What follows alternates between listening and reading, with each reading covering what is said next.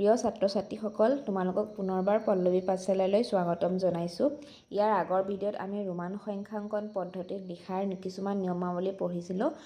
তোমালোকে যদি সেই ভিডিঅ' দুটা চোৱা নাইকিয়া তেনেহ'লে সেই দুটা প্ৰথমতে চাই ল'বা, কাৰণ নিয়মখিনি জানিলেহে তোমালোকে অনুশীলনী 1 প্ৰশ্নসমূহ সমাধান কৰিব পাৰিবা।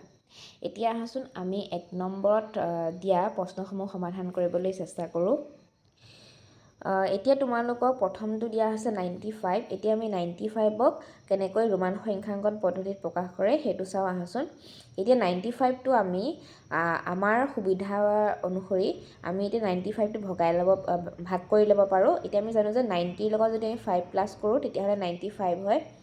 এই 90টোক আকৌ আমি এটা কাম কৰিব পাৰোঁ যে যিহেতু আমি ডাইৰেক্ট 90 বা 95ৰ আমি ৰোমান সংখ্যাংকন পদ্ধতিত লিখিব নোৱাৰোঁ, যেনেকৈ 1টো আমি আই দ্বাৰা বুজোৱা হয়, 5টো ভি দ্বাৰা বুজোৱা হয়, কিন্তু 95টো তেনেকৈ আমি প্ৰকাশ কৰিব নোৱাৰোঁ। সেয়েহে আমি প্ৰথমতে এই সংখ্যা দুটা ভাঙি লৈছোঁ যাতে আমাৰ সমাধান কৰিবলৈ উজু হয়। এতিয়া আমি এই 90টো আকৌ আমি ভাঙিব পাৰোঁ 100ৰ পৰা। যদি 10 মাইনাছ কৰোঁ তেতিয়াহ'লে আমাৰ 90 থাকে আৰু লগত প্লাছ 5টো আছে। এতিয়া চোৱাচোন আমাৰ কিমান সহজ হৈ যায়। এতিয়া চোৱা, আমি জানো যে আমাৰ 100 মানে হৈছে চি আৰু লগত কি আছে -10। এতিয়া 10 মানে হৈছে এক্স। এতিয়া আমি জানো যে এটা ডাঙৰ প্ৰতীক বা ডাঙৰ অংকৰ যদি বাওঁফালে সৰু প্ৰতীক থাকে তেতিয়াহ'লে বিয়োগ হয়। সেইবাবে আমি 100 - 10টো লিখিম চি আৰু বাওঁফালে লিখিম এক্স, অৰ্থাৎ এক্স চি। এতিয়া আমি কিমান পোৱা গ'ল? 100 - 10 এক্স চি মানে হৈছে ইয়াৰ মানটো হৈছে 90। ইহঁত দুটাৰ মানটো হৈছে 90। এতিয়া আমি কিমান ল'ব দিছে? 95, মানে লগত কি হৈ আছে? +5 হৈ আছে। এতিয়া আমি জানো যে 5টো ৰোমান সংখ্যাংকন পদ্ধতি মতে তাৰ প্ৰতীকটো হৈছে ভি, গতিকে আমি এইফালে কি লিখি দিম? ভি। আমি সোঁফালে লিখাৰ অৰ্থটো হৈছে, কাৰণ সোঁফালে থকা আমাৰ প্ৰতীকবিলাক বা অংকবিলাক আমাৰ কি হয়? যোগ হয়। এতিয়া যদি 90ৰ লগত আমি +5 পাওঁ, 5 কৰোঁ তেতিয়াহ'লে 90 + 5 হ'লে কিমান হ'ব? 95। ছাত্ৰ ছাত্ৰীসকল, তোমালোকে এতিয়া নিশ্চয় ৰোমান সংখ্যাংকন পদ্ধতিত কিছু হ'লেও জানিব পাৰিছা। এতিয়া আহাচোন আমি বিটো সমাধান কৰিবলৈ চেষ্টা কৰোঁ। বিটো দিয়া হৈছে 133। এতিয়া আমি ঠিক এইটো যেনেকৈ কৰিছিলোঁ তেনেকৈ আমি এইটো সমাধান কৰিবলৈ চেষ্টা কৰিম। এতিয়া চোৱা, আমি আগৰ নিচিনাই কি কৰিম? সংখ্যাটো আমি ভাঙি ল'বলৈ প্ৰথমতে চেষ্টা কৰিম। এতিয়া আমি জানো যে 100ৰ লগত 33 প্লাছ কৰিলে 133 হয়। এতিয়া আমি 100ৰ কাৰণে আমি পোনপটীয়াভাৱে এটা প্ৰতীক পাই আছোঁ ৰোমান সংখ্যাংকন পদ্ধতিত, সেইটো হৈছে আমাৰ চি। কিন্তু 33ৰ কাৰণে আমাৰ তেনেধৰণৰ ডাইৰেক্ট কোনো ধৰণৰ প্ৰতীক ইয়াত নাথাকে। গতিকে আমি এতিয়া কি কৰিম? 33টো আকৌ এবাৰ ভাঙি ল'ম। তো 33টো ভাঙিলে আমি কি পাওঁ? 30 + 3। এতিয়া চোৱা, এতিয়া এইটো এনেকৈ থাকক। এতিয়া প্ৰথমতে আমি লিখিম ইয়াতে, যিহেতু 100 মানে হৈছে চি, আমি প্ৰথমতে চিটো লিখি ল'লোঁ। এতিয়া চোৱা, 30 কাৰণেতো তেনেকুৱা ডাইৰেক্ট কোনো ৰোমান মান নাথাকে, গতিকে আমি কি কৰিম? আমি যদি এতিয়া 30টো পাবলৈ হ'লে আমি কি কৰিব পাৰোঁ? 10 তিনিটা যোগ কৰিব পাৰোঁ। আমি যদি 10 + 10 + 10 কৰোঁ, গতিকে আমি কিমান পাওঁ? 30 পাওঁ। এতিয়া চোৱা, আমি যিহেতু 10টো হৈছে 100তকৈ সৰু, গতিকে আমি যদি সোঁফালে আমি এই এক্সটো বহাই দিওঁ তেতিয়াহ'লে আমি কি পাম? 100 + 10 + 10 + 10। গতিকে আমাৰ কিমান এতিয়া ইহঁতৰ মানটো কিমান হৈ গ'ল? 30, আৰু এইফালে কিমান হৈ আছে? 100, গতিকে কিমান হৈ আছে? 130। আৰু আমাক কিমান লাগে? যিহেতু আমাৰ 3 এটা প্লাছ হৈছে, মানে আমাৰ কিমান লাগে? 133 লাগে। গতিকে 3 হ'বলৈ হ'লে আমি কি কৰিব লাগিব? আমি আই তিনিটা যোগ কৰিব লাগিব। এতিয়া যদি আমি সোঁফালে যদি বহাওঁ, আই তিনিটা যদি বহাই দিওঁ তেতিয়াহ'লে আমাৰ কি হ'ব? 1 + 1 + 1। এতিয়া আই তিনিটা বহালে তাৰ ভেলুটো কিমান হ'ব? তিনিটা আই বহালে আমাৰ এই মানটো পোৱা যাব। গতিকে আমি 133 কাৰণে আমি তাৰ মানটো ৰোমান সংখ্যাংকন পদ্ধতিত লিখিলে পাম চি এক্স আৰু আই, অৰ্থাৎ আই তিনিটা লিখিলে আমি 133টো পাব পাৰোঁ। এতিয়া আহাচোন আমি চিটো সমাধান কৰিবলৈ চেষ্টা কৰোঁ। আমি একেদৰে কৰিম। এতিয়া চিটোত দিয়া হৈছে 150। এতিয়া 150টো আমি আগৰ নিচিনাই ভাঙি লওঁ, 100 + 50। এতিয়া তোমালোকে নিশ্চয় জানা যে আমি 100ৰ কাৰণে ৰোমান প্ৰতীকটো পাওঁ চি। এতিয়া আমি 50ৰ কাৰণে এটা ডাইৰেক্ট ৰোমান প্ৰতীক থাকে, সেইটো হৈছে এল। এতিয়া চোৱা, আমি যদি 100ৰ ঠাইত চি বহাওঁ আৰু এলটো 50ৰ ঠাইত আমি এল বহালে 150 পাম, কিয়নো আমাৰ চিটো হৈছে ডাঙৰ প্ৰতীক আৰু আৰু L2 হৈছে আমাৰ সৰু, যদি সোঁহাতে থাকে তেতিয়াহ'লে আমাৰ কি কৰা হয়, যোগ কৰা হয়। গতিকে 100 প্লাছ 50 পাবলৈ হ'লে আমি CL বহালেই হৈ যাব। তেনেদৰে চোৱা 212 আছে, আমি আগৰ দৰে কি কৰিম, এতিয়া আমি 212টো ভাঙিলে কিমান পাম, 200 প্লাছ আমাৰ আৰু 12টো ভাঙিলে পাম 10 প্লাছ 2। এইবিলাক যে আমি ভাঙিছোঁ আমাৰ নিজৰ সুবিধাৰ কাৰণে আমি এইটো ভাঙি লৈছোঁ, কাৰণ তেতিয়াহে আমাৰ ৰোমান সংখ্যাংকন পদ্ধতি লিখিবলৈ সুবিধা হয়। এতিয়া আমি 200 কি আছে বাৰু, আমি 100 যদি দুটা যোগ কৰোঁ তেতিয়াহ'লে আমি কি পাওঁ, 200। আৰু 100ৰে আমাৰ 100ৰ কাৰণে আমি ৰোমান সংখ্যাংকন পদ্ধতিৰ প্ৰতীক কোনটো আছে, C। গতিকে আমি যিহেতু 100 দুটা লাগিব, গতিকে আমি ইয়াত কি বহাম, C দুটা বহাই ল'ম। এতিয়া চোৱা আমি 10ৰ কাৰণে আমি ৰোমান সংখ্যাংকনৰ প্ৰতীকটো পাওঁ X, গতিকে আমি Xটো বহাই ল'লোঁ। আৰু ইয়াত 2 মানে কিমান, 1 প্লাছ 1। এতিয়া 1এ কি বুজায়, 1টো লিখিবলৈ হ'লে আমি কি লিখিব লাগিব, I লিখিব লাগিব। এতিয়া গতিকে ইয়াত যিহেতু 2 আছে, গতিকে 2 পাবলৈ হ'লে আমি কি কৰিব লাগিব, দুটা I বহাব লাগিব। এতিয়া চোৱা এইফালে গোটেইকেইটা যোগ হ'ব, গতিকে আমি 212ৰ কাৰণে ৰোমান সংখ্যাংকন পদ্ধতিত কি পাম, C X, আৰু এইফালে I বা 2 আমি দুটা পালোঁ। তেনেদৰে ইটো আছে 234, আমি আগৰ নিচিনাই ভাঙি ল'লোঁ, 200 প্লাছ 30 প্লাছ 4, তেতিয়া আমি কিমান পাওঁ, 234। এতিয়া চোৱা 200ত আমি পাবলৈ হ'লে আমি কি কৰিব পাৰোঁ, 100 দুটা যোগ কৰিব পাৰোঁ।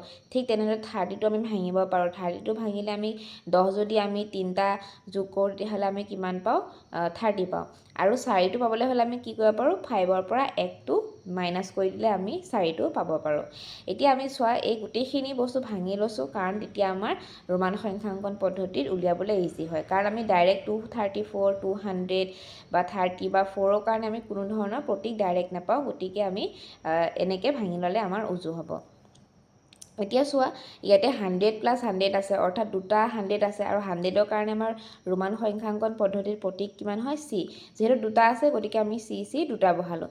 তেনেকৈ ইয়াত চোৱা আমাৰ 10 প্লাছ 10 প্লাছ 10, গতিকে 10 কেইটা আছে, ইয়াতে 3টা আছে, গতিকে আমি ইয়াত কিমান বহাব লাগিব, X 3বাৰ বহাব লাগিব। এইটো মোৰ থাকি গৈছিলে, Xটো এতিয়া কিমান বাৰ হ'ব, আমাৰ 3বাৰ হ'ব, X। আৰু চোৱা এতিয়া আমাৰ বাকী থাকিলে কিমান, 5 - 1, কাৰণ 5 - 1 কৰিলেহে আমি 4 পাম। গতিকে আমি এতিয়া কি বহাব পাৰোঁ, 5ৰ কাৰণে আমাৰ প্ৰতীকটো হৈছে কি, V। গতিকে এতিয়া আমি কি ক'ব পাৰোঁ, -1ৰ কাৰণে 1 মানে হৈছে I। এতিয়া চোৱা আমি Vটোৰ এইফালে Iটো দিব নোৱাৰোঁ, কাৰণ Vটোৰ এইফালে Iটো দিয়াৰ লগে লগে কি হ'ব, 5 + 1 হৈ যাব, কিন্তু আমি কি কৰিব লাগিব, 5 - 1। গতিকে আমি কি কৰিব লাগিব, এই Iটো ক'ত বহাব লাগিব, Vৰ আমি বাওঁফালে বহাব লাগিব, তেতিয়াহ'লে আমাৰ কি হয়, 5ৰ পৰা 1টো মাইনাছ হ'ব। নেক্সটটো চোৱা 334, আমি আগৰ নিচিনাকৈ সমাধান কৰিবলৈ চেষ্টা কৰিম। এতিয়া চোৱা প্ৰথমতে ভাঙি ল'লোঁ, 300 প্লাছ 30 প্লাছ 4। এতিয়া 300ক আমি আকৌ এবাৰ ভাঙি ল'ব পাৰোঁ, 100লৈ আমি লৈ ল'ব পাৰোঁ। 100 যদি আমি 3টা যোগ কৰোঁ তেতিয়াহ'লে আমি কিমান পাওঁ, 300। তেনেকৈ 30টো আমি কি কৰিব পাৰোঁ, 10কৈ আমি 3বাৰ যোগ কৰি লওঁ। তাৰপিছত 4টো উলিয়াবলৈ হ'লে আমি কি কৰিব পাৰোঁ, 5 - 1। এতিয়া আগৰ দৰে আমি মানবিলাক ইয়াত বহাই গ'লে হ'ল। এতিয়া আমি এটা 100ৰ কাৰণে আমি প্ৰতীকটো কি পাওঁ, C। গতিকে কেইটা 100 আছে, 3টা 100 আছে, গতিকে আমি কি কৰিম, এতিয়া C 3টা আমি ইয়াত বহাই দিলোঁ। ঠিক তেনেদৰে আমাৰ 10ৰ কাৰণে আমাৰ ৰোমান সংখ্যাংকন পদ্ধতিৰ প্ৰতীক কি হয়, X হয়। গতিকে ইয়াত যিহেতু 10 3টা আছে, গতিকে আমাৰ Xও ইয়াত কিমান বহিব, 3টা বহিব। ঠিক তেনেদৰে এতিয়া চোৱা 5 - 1, এতিয়া 5ৰ কাৰণে আমাৰ কি প্ৰতীক হয়, আৰু ৰোমান সংখ্যাংকন পদ্ধতি সেইটো হৈছে V। এতিয়া 1 মানে কি হয়, I। এতিয়া আমি যদি সৰু বুজাবলৈ হওঁ তেতিয়াহ'লে আমি Iটো ইয়াত বহালে হ'ব জানো, নহ'ব, কাৰণ ইয়াত বহাব লাগিলে কি হ'ব, যোগ হ'ব, 5 + 1 হ'লে কিমান, 6 হৈ যাব, কিন্তু আমাক কি লাগে, 4 লাগে, গতিকে আমি Vটো আমি বাওঁফালে কি বহাম, I বহাম, তেতিয়া এইটো কি বুজাই আছে, 4, গতিকে আমি 4টো আনি পেলাই ইয়াত বহাই দিলেই হৈ যাব। নেক্সটটো চোৱা যিটো দিছে 467, এতিয়া আমি এইটো কেনেকৈ উলিয়াব পাৰোঁ, আমি প্ৰথমতে 400টো উলিয়াই ল'ম। এইটো তোমালোকৰ এনেকৈ বুজিবলৈ অসুবিধা হ'ব পাৰে, গতিকে মই আৰু এটা লাইন লিখি দিছোঁ। এইটো চোৱা আমাৰ কি হয়, 467টো আমি ভাঙিব পাৰোঁ, 400 + 67 7 এতিয়া চোৱা 400টো আমি কেনেকৈ পাব পাৰোঁ বাৰু এইটো একদম মান এটা ভাবি লোৱা যে আমি কেনেকৈ পাব পাৰোঁ এইটো হৈছে 500ৰ পৰা যদি আমি 100 এটা বিয়োগ কৰি দিওঁ তেতিয়াহ'লে আমি কিমান পাব পাৰোঁ 400 পাব পাৰোঁ আৰু প্লাছ 67টোক আমি কেনেকৈ উলিয়াব পাৰোঁ 50 প্লাছ 10 প্লাছ 7 কাৰণ আমাৰ এইখিনিৰ কাৰণে আমাৰ ডাইৰেক্ট মানবিলাক আমি ভেলুবিলাক আমি পাই থাকোঁ এতিয়া চোৱা 500ৰ আমি জানো যে 500 মানে হৈছে ৰোমান সংখ্যাঙ্কন পদ্ধতি মানে কি হয় ডি হয় এতিয়া ইয়াৰ পৰা যদি 100 কৰোঁ তেতিয়াহে আমাৰ কিমান পায় 400 পায় এতিয়া চোৱা যদি আমি 100 মাইনাছ কৰিব লগা হয় তেতিয়াহ'লে আমি 100ৰ কাৰণে কিমান 100ৰ কাৰণে প্ৰতীকটো কিমান পাওঁ চি গতিকে আমি চিটো ক'ত বহাব লাগিব বাওঁফালে বহাব লাগিব তেতিয়াহে আমাৰ কি হ'ব ডিৰ পৰা চিটো বিয়োগ হ'ব অৰ্থাৎ 500ৰ পৰা 400টো 500ৰ পৰা আমাৰ 100টো কি হ'ব বিয়োগ হ'ব